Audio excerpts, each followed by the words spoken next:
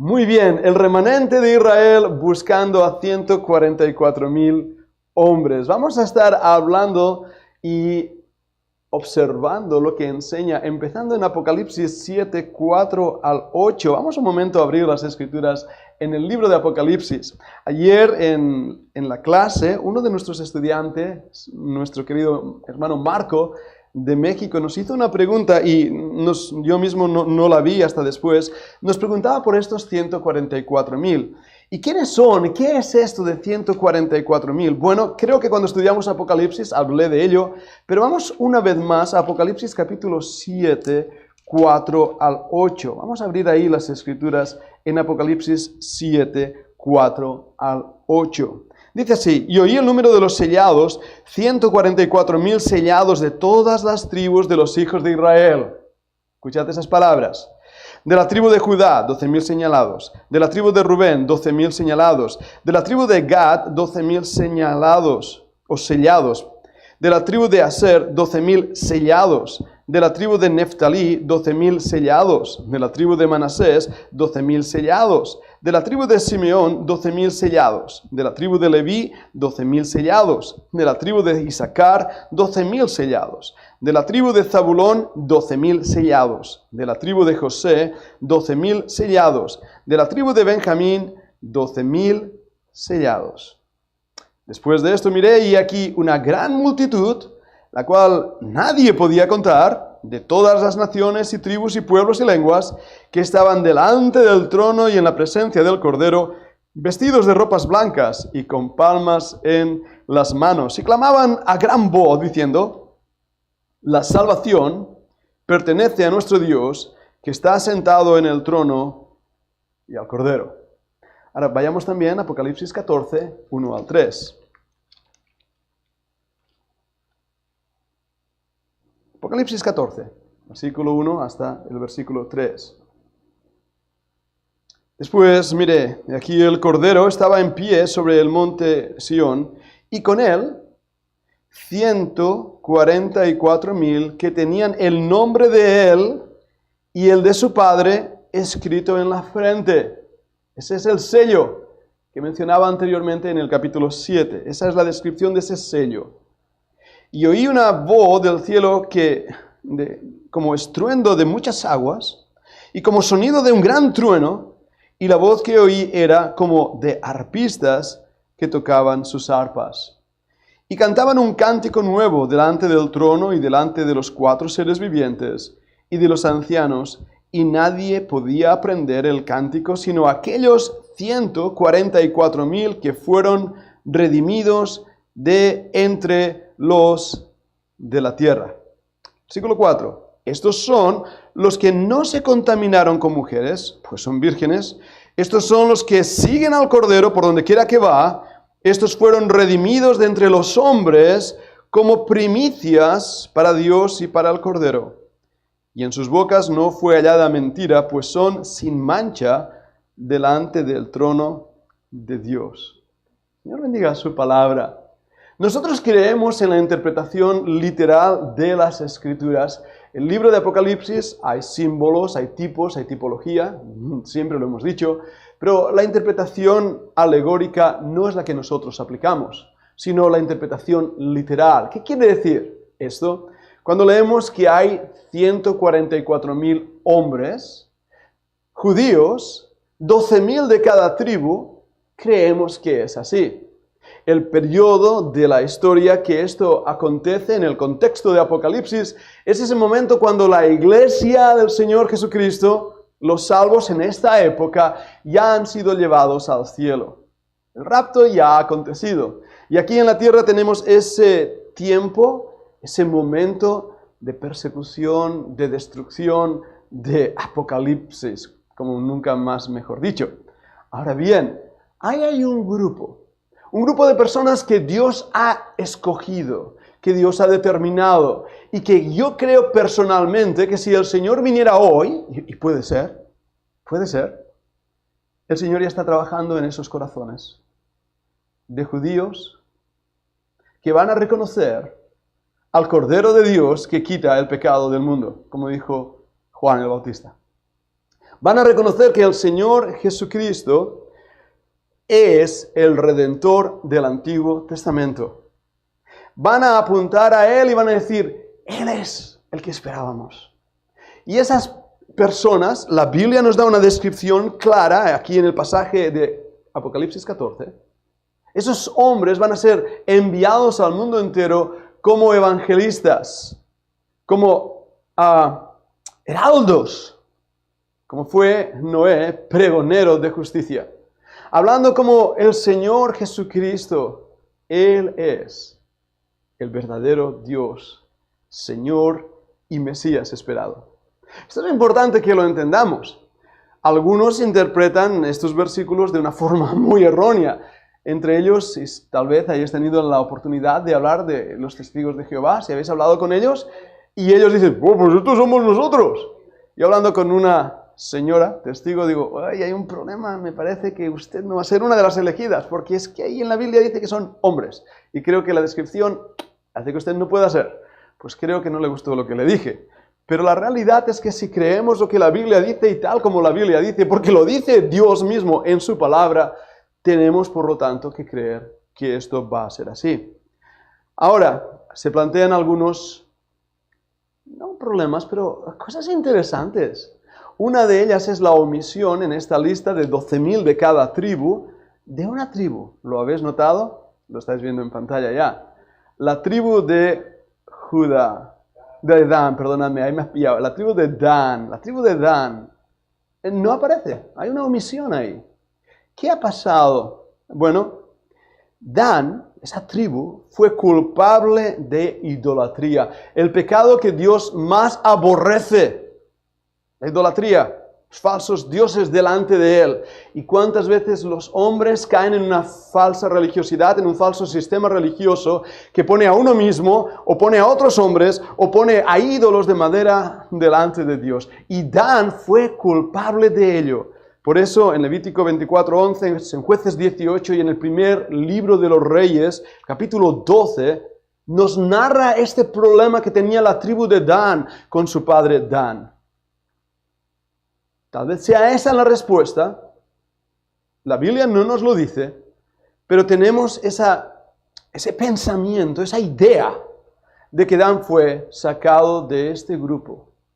Pero mirad este detalle. José es mencionado en el versículo 8.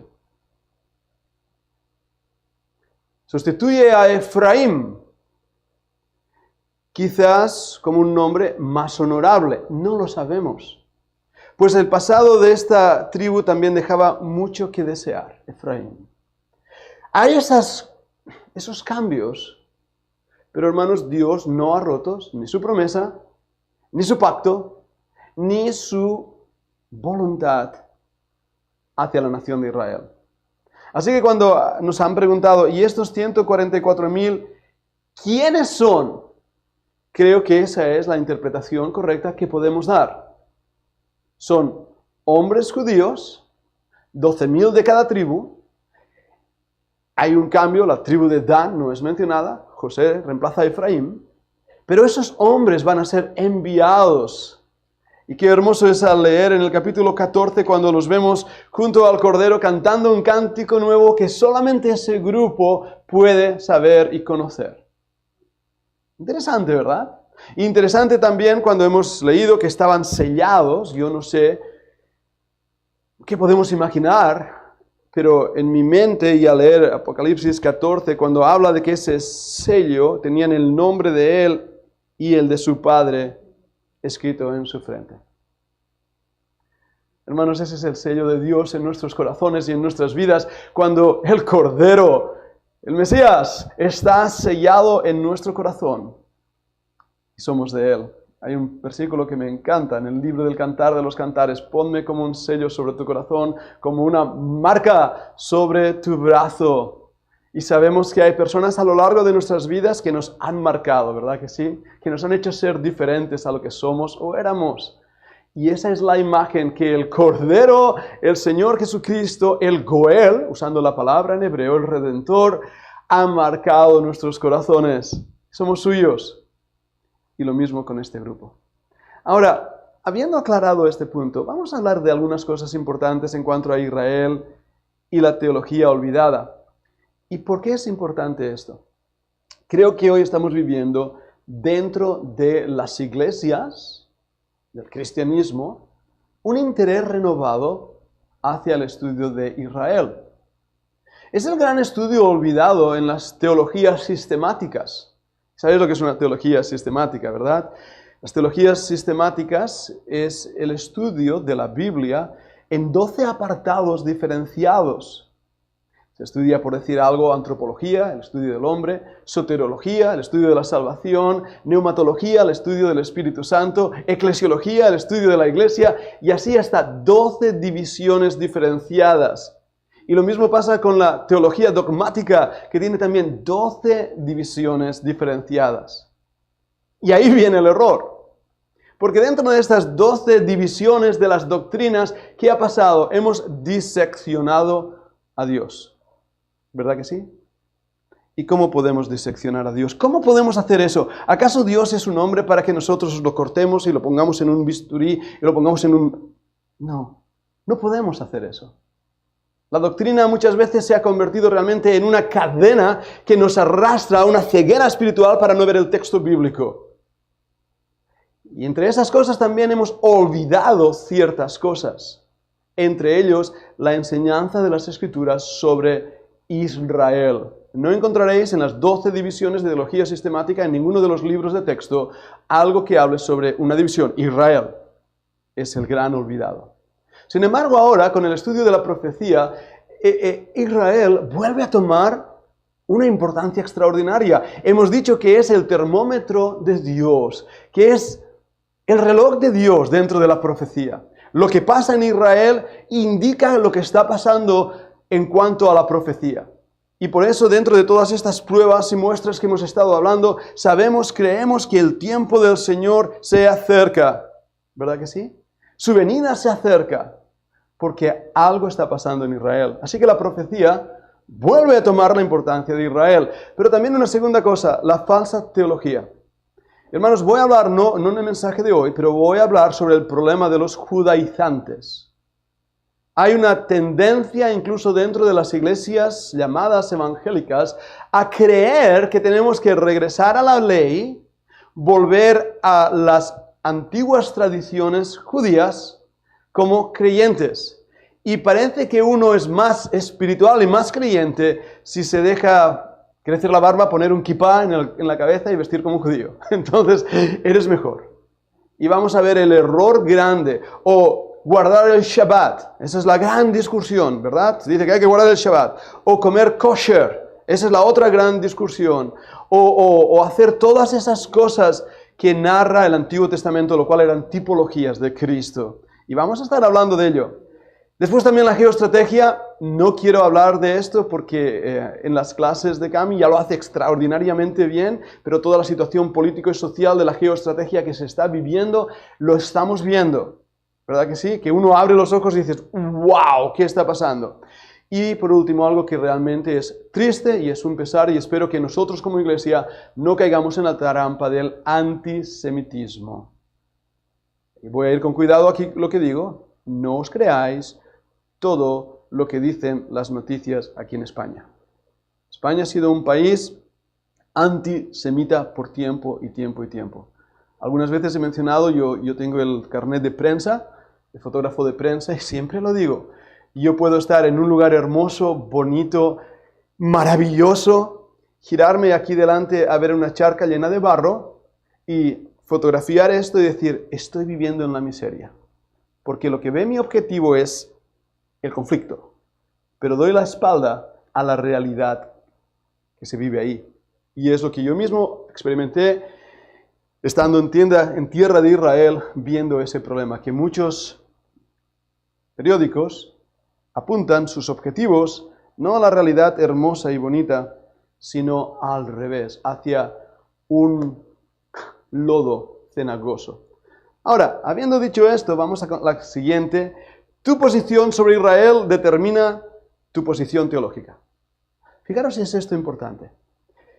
Una de las cuestiones más importantes a las que se enfrentan los intérpretes cristianos de la Escritura es la relación de la Iglesia con Israel.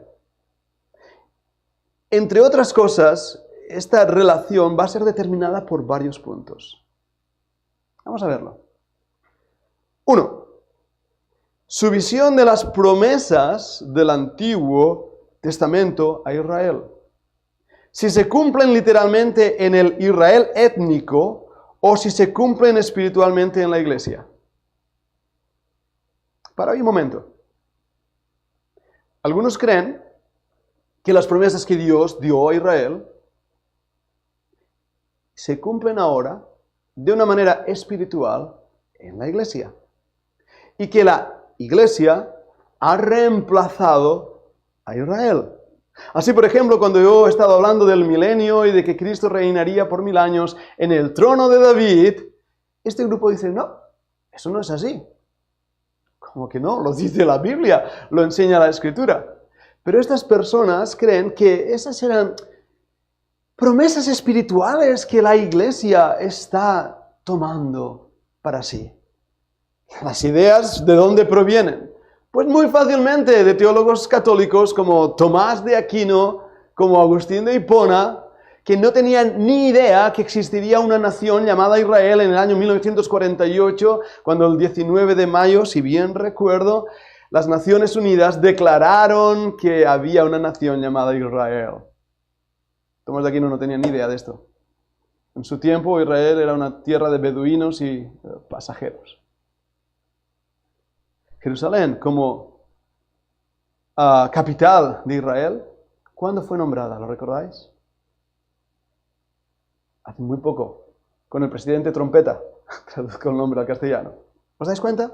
Delante de nuestros ojos se está demostrando, por lo tanto, que Israel, las promesas que Dios ha dado a Israel, no son promesas simbólicas, sino verdaderas. Y cuando tú ves esto, tu interpretación en cuanto a Israel y la iglesia va a empezar ahora sí va a empezar a enfocarse en lo correcto, no intentando buscar interpretaciones recambolescas o rocambolescas en cuanto a esto, sino la verdad de las Escrituras. Su punto de vista también sobre la ley, si la iglesia está bajo la ley o partes de la ley y si somos responsables de cumplirla. ¿Qué está diciendo este punto? Y hermanos, esto que estoy poniendo aquí ha dividido iglesias, ha creado un montón de problemas entre misioneros, entre pastores, ha habido ataques viscerales entre hermanos, y cuando hay ataques de ese tipo uno muestra realmente lo que es. Cuando tú atacas a tu hermano por la razón que sea y no muestras el amor de Cristo, estás mostrando lo que eres. Y cuando, ya no digo a tu hermano o hermana, a tu semejante, estás menospreciando a alguien que deberías amar. ¿Y por qué digo esto? Porque hay algunos que creen que el creyente debe cumplir la ley. Y toman algunos versículos de la ley y los tuercen para decir, es que estamos bajo la ley. Por lo tanto, la ley debe ser cumplida. Ahora, yo he hecho la pregunta y me he encontrado con estas discusiones. ¿Qué ley? No, toda. Bien. Está bien, entonces vayamos a algunos pasajes. Recuerdo haber hablado con un hermano que decía que el hombre no debe vestirse como mujer. Bien, ni la mujer como hombre. Bien, su conclusión es que, y ahí entra ese detalle, la mujer no debía llevar pantalones. Ups, porque son de hombre. No voy a entrar en esa discusión, es simplemente anecdótica. Pero le hice notar algo. 2 versículos, o 3, o 4, o 2 capítulos, no recuerdo exactamente dónde, pero dice, el hombre no se cortará la barba. Entonces, si estamos bajo la ley, Daniel, yo tengo un problema. A mí la barba ni me crece. ¿Os dais cuenta? ¿Qué estaba diciendo el Señor? ¿Debe un creyente del siglo XXI dejarse la barba como los Amish? ¿O como los judíos? ¿Para cumplir la ley? ¿Debe engrandecer sus filatelias y atarlas ahí en el brazo y en la cabeza? ¿Debe llevar su tal de oración, su talit? Yo lo tengo, me lo regalaron. Mi mamá me lo regaló. Mi mamá Charlotte, ¿verdad? Me regaló un kippah y me regaló mi shal de oración. Y los soldados en Israel, cuando van al combate, llevan debajo de su uniforme el shal de oración. Ahí están los flecos azules. ¿Debemos hacer eso porque la ley lo manda y nosotros estamos forzados? respuesta es no. Pero hay hermanos que no han entendido nuestra libertad en Cristo. Que Cristo es el cumplimiento de la ley. Y que por lo tanto el creyente del siglo XXI no está forzado a cumplir la ley. Ahora, los 10 mandamientos se repiten en el Nuevo Testamento, exceptuando el Shabbat.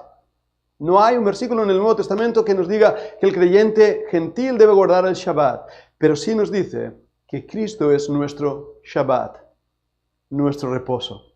Y por eso no hace falta repetir ese mandamiento. Ahora los demás sí, amarás a tu prójimo como a ti mismo, por supuesto, pero no olvidéis el primer y gran mandamiento. ¿Y cuál es? Amarás al Señor tu Dios.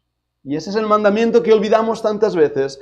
Y de verdad me contengo, para no deciros, me contengo. Ya estoy cansado de esa especie de fariseísmo que muchas veces popula entre las iglesias de guardar ciertas cosas, olvidando misericordia quiero y no sacrificio. Olvidando el amor al prójimo, olvidando el amor a mi hermano y olvidando el amor a Dios. Pero este tema de la ley, según tú lo interpretes, vas a tener una interpretación teológica sobre Israel. Otra cosa es su visión del reino. Si la iglesia es el cumplimiento del reino, o no. O si hay realmente un reino. Cuando hablamos del reino, nos referimos a un tiempo donde Cristo va a estar sentado en el trono de David, su padre, según su genealogía. El nombre del Señor Jesús, nuestro amado Señor, y esto, hermanos, perdonadme, es que llega un punto en que me río, ya me río. Porque el nombre de nuestro Señor, decían, es Yeshua. Y hay unas peleas, porque el nombre de Jesús es Yeshua. Y yo me llamo Pedro.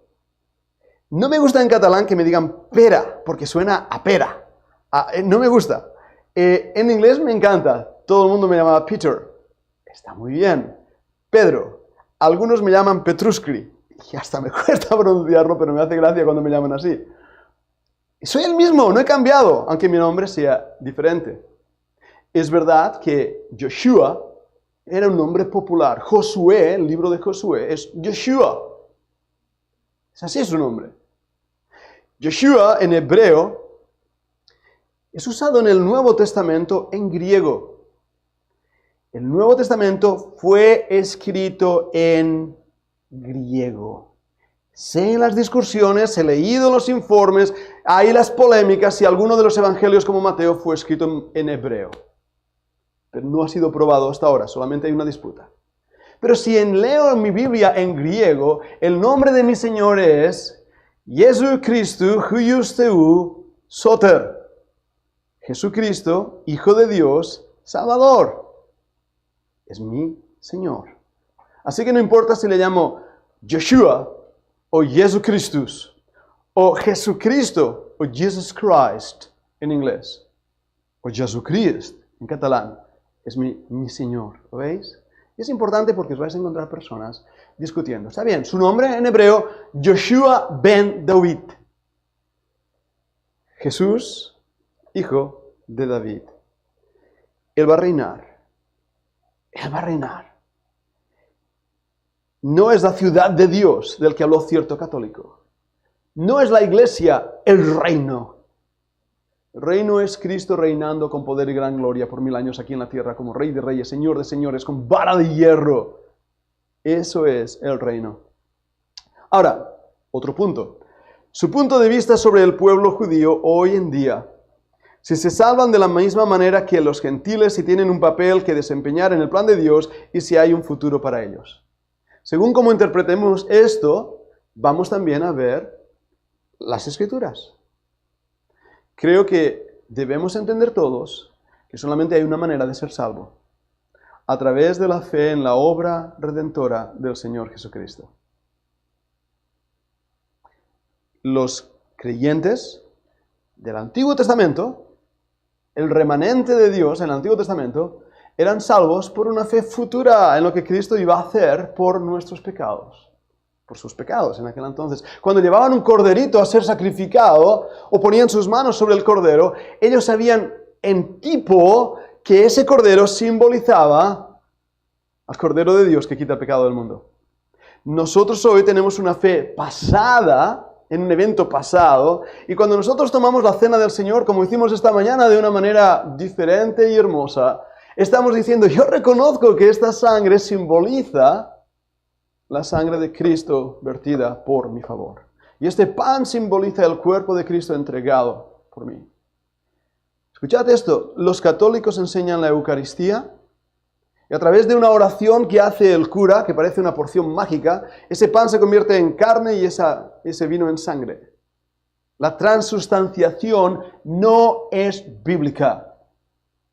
Calvino y Lutero ellos no lo tenían muy claro, porque ellos decían, no, es que no se convierte, sigue siendo pan, pero Cristo está en medio y a través y por encima y de una manera ahí que no podemos llevar a entender porque es un misterio.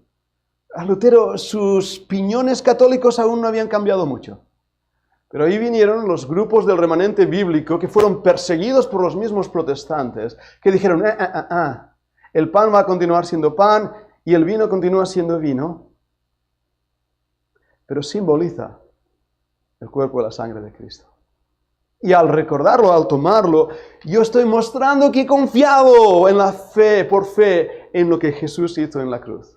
¿Lo veis la importancia de esto? Así que este entendimiento nos hace remarcar que solamente hay una manera de ser salvo, a través de la fe en Jesucristo.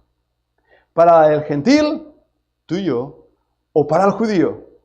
No por ser judío, como vamos a ver, el tiempo nos permite hoy, no por ser judío uno va al cielo. No por haber nacido entre la nación de Israel uno va al cielo, sino por creer en el Señor Jesucristo como único y suficiente Salvador y confiar que Él es el Mesías prometido, el Salvador del mundo. Ahora, cuando se enfrentan a un problema espinoso como este, los teólogos han desarrollado lo que llamamos el método teológico. Ahora, yo sé que esta parte voy a pasar rápido, es muy académica, pero es importante. Porque nuestra mente al investigar algo nos ayuda a entender ese algo. O si no, hacemos lo que llamamos silogismos lógicos equivocados. Mira, os pongo un ejemplo. Todos los hombres son mortales. ¿Estás de acuerdo conmigo? ¿Seguro? ¿Estáis de acuerdo conmigo? Todos los hombres son mortales. María, ¿eres un hombre? No, eres una mujer. Por lo tanto, todos los hombres son mortales. María es una mujer. Conclusión, María no es mortal. Es lógico. ¿En serio? ¿Lo habéis notado? Es mi silogismo lógico. Porque en mi primera propuesta estoy diciendo una gran verdad. Y en mi segunda también estoy diciendo una gran verdad. Pero mi conclusión es errónea porque he hecho una mala jugada, un juego con vuestras mentes, que me lleva a una conclusión errónea. Claro, ella es una mujer, y yo he dicho que todo hombre es mortal, pero es que ella es también un humano, un ser humano. ¿Os dais cuenta? Ese ejemplo, que es muy sencillito, es lo que nos pasa cuando nos acercamos en la Biblia con unas gafas puestas y vemos en la Biblia lo que la Biblia nos dice y llegamos a conclusiones porque nosotros queremos que esas conclusiones sean ciertas. Así que nos acercamos a la Biblia con una mente preparada, con una idea determinada, y ahora vamos a hacer que la Biblia pruebe lo que yo creo. Y voy a doblegar, torcer, aniquilar, borrar o cambiar lo que sea de la Biblia para que de esta manera mi teología se vea favorecida. Esto, hermanos, ha pasado muchísimo a lo largo de la historia. No es posible que se produzcan discusiones tan grandes a lo largo de siglos como arminianismo y calvinismo. ¿Por qué esa discusión? ¿Es que la Biblia no es clara? Claro que es clara. Claro que es clara. Como el papel de la mujer en la iglesia local. ¿Es que la Biblia no es clara? Claro que es clara. Como la forma de bautismo. ¿Es que la Biblia no es clara? Claro que es clara. Lo que pasa es que mi mente teológica se acerca a la Biblia con unas ideas preconcebidas y aquello que a mí no me interesa lo cambio. Como esta mañana vimos en Judas, en la epístola de Judas. Los que estaban preordenados, ¿verdad? Estaban ya era doble elección. No, Señor. Estaban prescritos, ya se había escrito de ellos cómo era su comportamiento.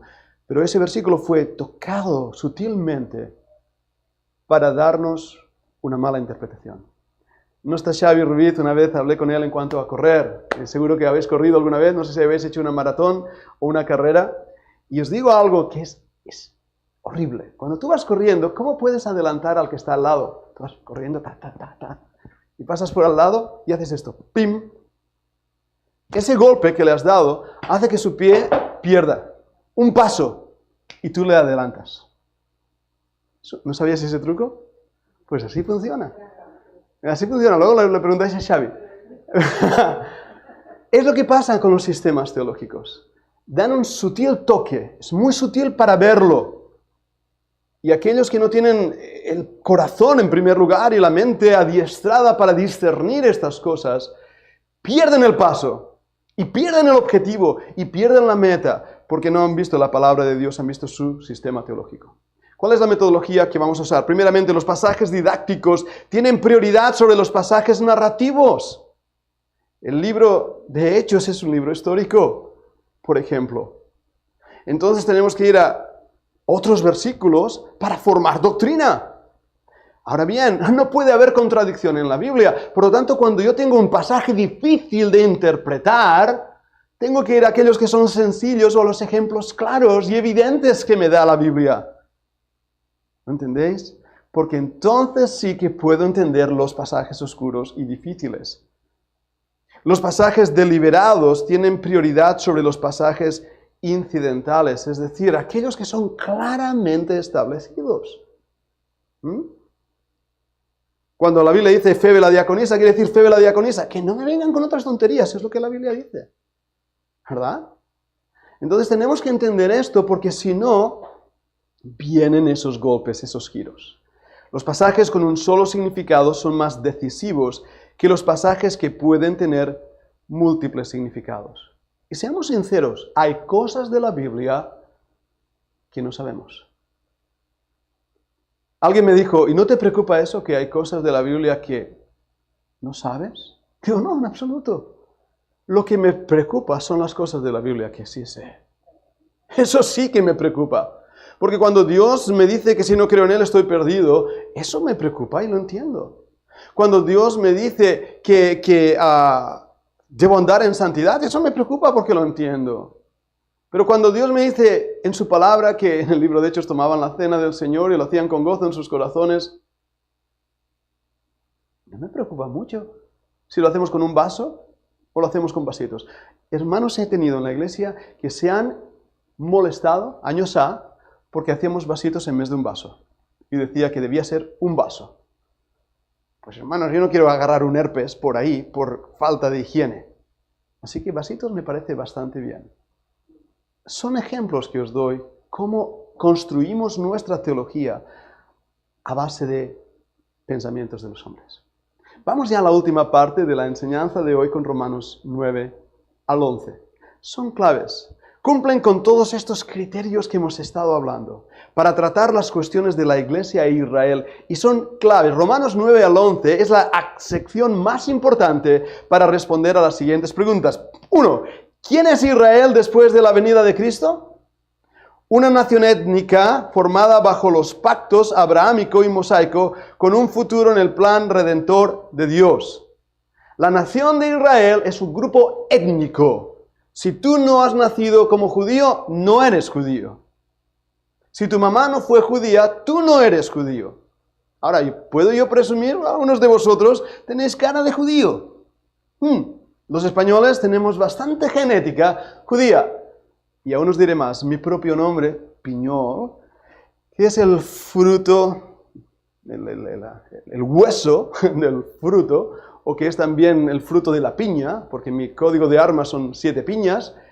Piñol es uno de los nombres judíos que puede hacer Eliá, es decir, regresar a Israel. Si yo ahora fuera a la embajada de Israel y dijera, hey, me llamo Piñol, mi tatatabuelo era judío, yo quiero volver a Israel, ellos mirarían el libro y dirían, oh, pues mira, sí, Piñol está ahí en la lista, bienvenido. No eres un kosher, no eres un sacerdote, no un kosher, sino un sacerdote, pero puedes volver a Israel. ¿Me hace eso mejor? No, en absoluto. en absoluto. Lo que hace es darnos cuenta que lo que es importante es nuestro nacimiento en Cristo, totalmente. Un término, en segundo lugar, que ahora se refiere a cualquiera que se salve, judío o gentil. Y tenemos que entender esto. Porque muchas veces, y como estaba diciendo al principio de este mensaje, hay gente que piensa que por ser judía o vivir como un judío es mucho mejor. Pero no es así. ¿A qué no? ¿Sabes lo que es nuestra descendencia mejor? Y lo voy a soltar porque recibo una nota y digo, amén. Ser todos nosotros descendientes de Adán y como tales pecadores. Y por lo tanto necesitados de Cristo. Así que no voy a presumir más sobre mi descendencia judía. Tomo nota. ¿Cuál es la relación de la iglesia con Israel nacional? No sé si tenéis ahí la pantalla. Oh, qué palabras tan extrañas. Sustitución. ¿La iglesia sustituye a Israel? No. No. La iglesia no sustituye a Israel. La iglesia es otra cosa. Son nacidos de nuevo, judíos y gentiles, en el cuerpo de Cristo. ¿Continuación? No, lo acabo de decir, es otra cosa. Aunque sí que nuestra herencia, nuestro legado viene de los judíos. No olvidéis que nuestro Salvador es judío. No olvidemos eso. Hitler lo olvidó, persiguió a los judíos y luego presumía de ser buen católico. Es intermisión, se terminó para siempre y para nunca más volver. No. ¿Cuál es la situación actual de Israel y del pueblo judío en el plan de Dios? Y esa es una buena pregunta. ¿Tiene Dios un plan para Israel? ¿Qué papel desempeñará Israel como nación en el futuro? ¿Hay un plan ahí para esa nación? ¿Por qué Dios, en su soberanía, escoge a Jerusalén para reinar? ¿Cuál es el medio para la salvación del pueblo judío en la actualidad? Ser salvos por gracia. Ser salvos por gracia. ¿Bien? Sigo avanzando. ¿Cuál es la situación actual de Israel y del pueblo judío en el plan de Dios? ¿Qué papel desempeñará Israel como nación en el futuro? ¿Cuál es el medio para la salvación del pueblo judío en la actualidad? Vamos a terminar con esto. Esas preguntas, la respuesta a esas preguntas se encuentra en Romanos 9 hasta el 11. Ahora, vamos al contexto de Romanos 9. Recordad que un texto fuera de contexto es un pretexto. Lo habéis escuchado más de una vez. Antes de entrar en Romanos capítulo 9, llegamos a este capítulo 8. Recordad que la Biblia no fue escrita en capítulos, pero en los últimos versículos del capítulo 8, antes de llegar al capítulo 9, voy a empezar leyendo en el contexto del versículo 33. ¿Quién acusará a los escogidos de Dios? Dios es el que justifica. ¿Quién es el que condenará? Cristo es el que murió, más aún el que también resucitó, el que además está a la diestra de Dios, que también intercede por nosotros. ¿Quién nos separará del amor de Cristo? ¿Tribulación o angustia, o persecución, o hambre, o desnudez, o peligro, o espada? Como está escrito: por causa de ti somos muertos todo el tiempo, somos contados como ovejas de matadero. Antes, en todas estas cosas, somos más que vencedores por medio de aquel que nos amó, por lo cual estoy seguro de que ni la muerte, ni la vida, ni ángeles, ni principados, ni potestades, ni lo presente, ni lo porvenir, ni lo alto, ni lo profundo, ni ninguna otra cosa creada nos podrá separar del amor de Dios que es en Cristo Jesús, Señor nuestro. Verdad digo en Cristo, y no miento, mi conciencia me da testimonio en el Espíritu Santo, que tengo gran tristeza y continuo dolor en mi corazón, porque desearía yo mismo ser anatema, separado de Cristo, por amor a mis hermanos, los que son mis parientes según la carne. ¿Habéis visto que no he parado la lectura? Porque el contexto es que nada nos puede apartar del amor de Cristo. Y Pablo está diciendo: yo mismo quisiera ser anatema, maldito por la eternidad, ser apartado del amor de Cristo, con tal Israel fuera salvo. Ahí empieza el capítulo 9, y lo que nos está diciendo, que no es la falta de fe de Israel la que invalida la seguridad eterna. ¿Han fallado las promesas? ¿Ha fallado la palabra de Dios? No. Si Dios prometió algo, Él va a cumplirlo. Él va a cumplirlo. Porque Dios es así. Y porque en eso se basa nuestra seguridad de nuestra salvación. Cuando creímos, fuimos salvos por gracia. Ahí está nuestra salvación.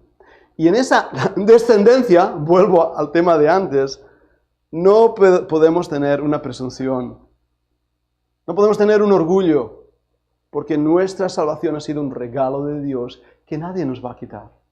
Israel lo mismo. No suba tanto su orgullo. Porque Dios quiso hacer algo con esa nación en base a quien es Dios mismo. Su amor y paciencia. Las respuestas a estas preguntas que acabo de formular están en la siguiente diapositiva. Adelante, una más. Ahí está. Vamos a ver esas respuestas. Creo que la letra es muy pequeña, no sé si la ves bien en la pantalla grande. La haremos más grande la próxima semana, ¿vale? Capítulo 9. Los pactos con Israel no significan que todos los israelitas fueran personalmente regenerados. Dios escogió un remanente dentro del grupo. Dios es soberano sobre la salvación. ¿Qué quiere decir esto? Dios escogió a la nación soberanamente. Pero no quiere decir que esa nación que Él escogió para cumplir su plan, enviar a su Hijo unigénito al mundo, no quiere decir que toda esa nación fueran salvos. No quieren decir que todos los israelitas que vivieron antes de Cristo están en el cielo. ¿Lo entendéis? Dios soberanamente escogió a ellos, a los Shemita, a los hijos de Shem, para ese propósito, no a los españoles.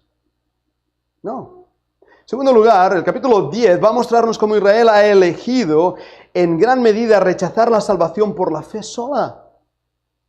Debe aceptar el evangelio de la justicia en Cristo y la mayoría está eligiendo rechazar esto. El hombre es responsable. Tú vas a Israel hoy, puedes entrar cualquier día en la sinagoga y los vas a ver ahí, súper religiosos. Vas a ver cómo son, pero a la medida. Después salen por la puerta y son los más corruptos que puedas ver. La hipocresía es enorme. El orgullo que ellos tienen es enorme. El problema de Romanos capítulo 10, el problema que nos muestra es justamente ese. Que Israel no es salvo. Cumple una religiosidad, igual que muchos protestantes evangélicos. Cumplen una serie de normas y normativas, ritos y leyendas. Pero no son salvos. Capítulo 11 de Romanos. La incredulidad de Israel ha traído a los gentiles, cuya salvación provocará un día el resto de Israel a venir a la fe, y la salvación completa de Israel bendecirá entonces a todo el mundo. Veremos estos principios, hoy hago la presentación, porque si no se me extenderá mucho el mensaje. Pero hermanos, es una realidad que nos presenta el capítulo 11. Nosotros éramos advenedizos, sin esperanza, sin Dios en el mundo, perdidos en cuanto a los pactos y a las promesas que Dios dio a Israel. Pero Dios tuvo misericordia de nosotros los gentiles. El Señor Jesucristo habló a los gentiles. El Señor Jesucristo fue la esperanza de los gentiles, como ya decía la profecía. Y podemos de esta manera confiar y saber que Dios va a cumplir el propósito que Él determinó con la nación de Israel. Los pactos de Dios con Israel no significan que todos los israelitas serán regenerados. Debemos entender esto. Y también, Pablo dice, no como si la palabra de Dios no tuviera efecto. En Romanos capítulo 9 y versículo 6, si estáis ahí en Romanos 9, versículo 6, no que la palabra de Dios haya fallado, porque no todos los que descienden de Israel son israelitas, ni por descendientes de Abraham son todos hijos, sino que dice, en Isaac te será llamada descendencia. La enseñanza, por lo tanto, es clara. Somos salvos por gracia. Nosotros y también los judíos. Gracia es un regalo de Dios. Somos salvos por la fe. ¿La fe en qué? ¿En quién más bien yo diría? En el Señor Jesucristo, el Hijo de David, el descendiente de Abraham.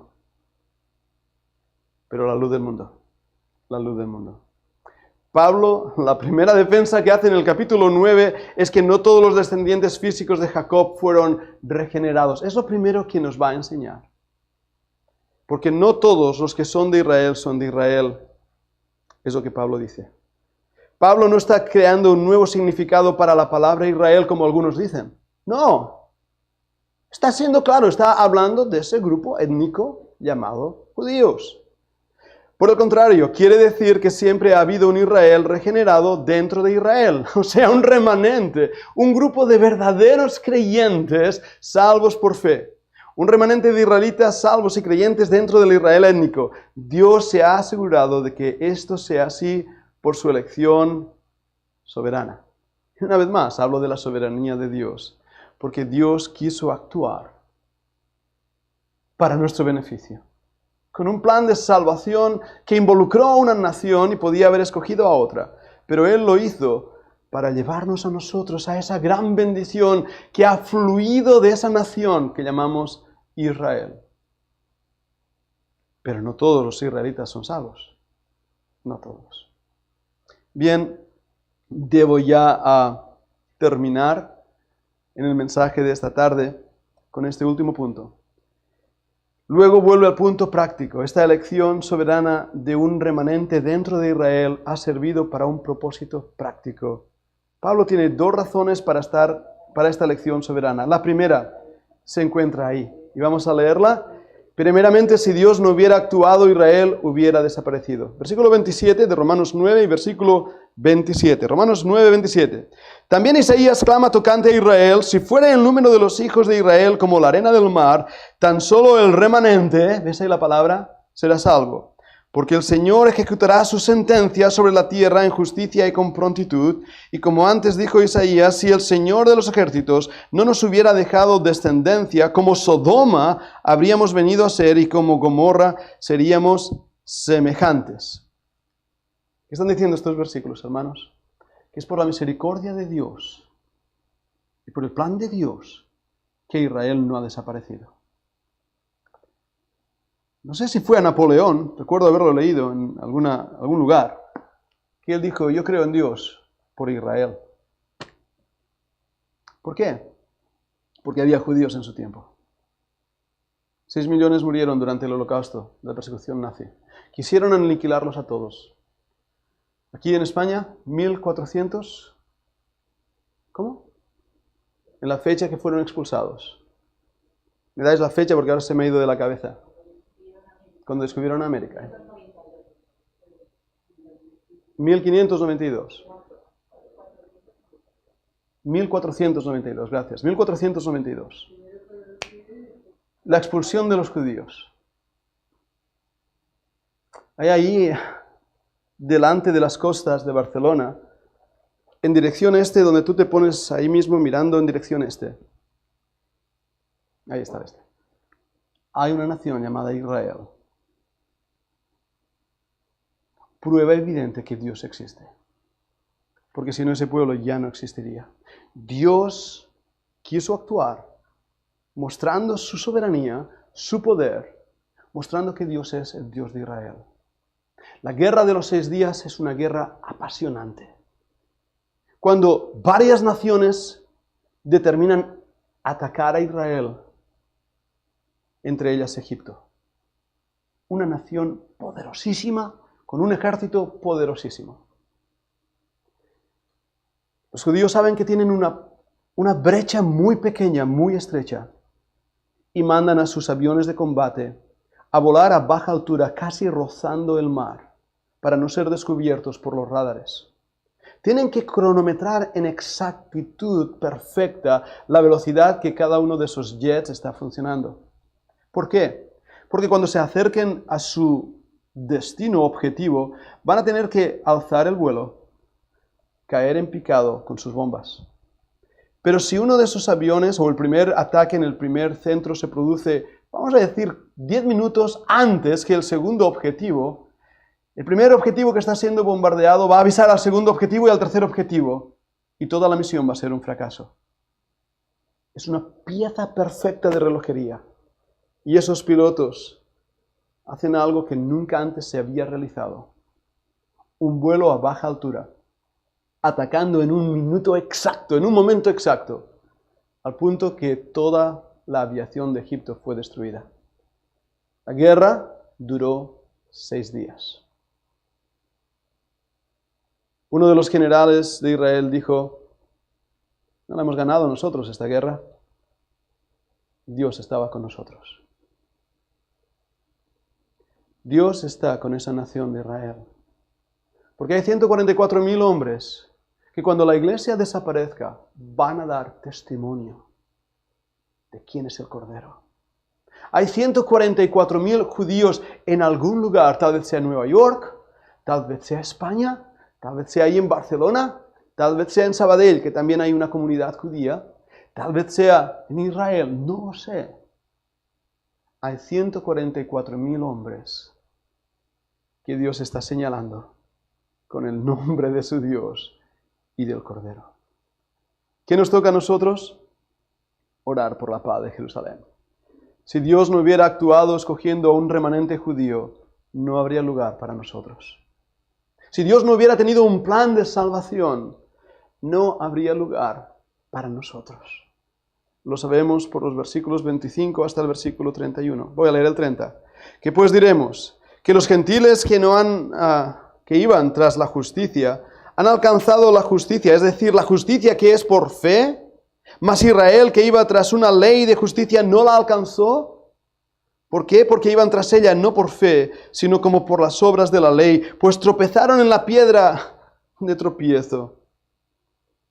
Como está escrito, y aquí pongo en Sión piedra de tropiezo y roca de caída, y el que creyere en él no será avergonzado.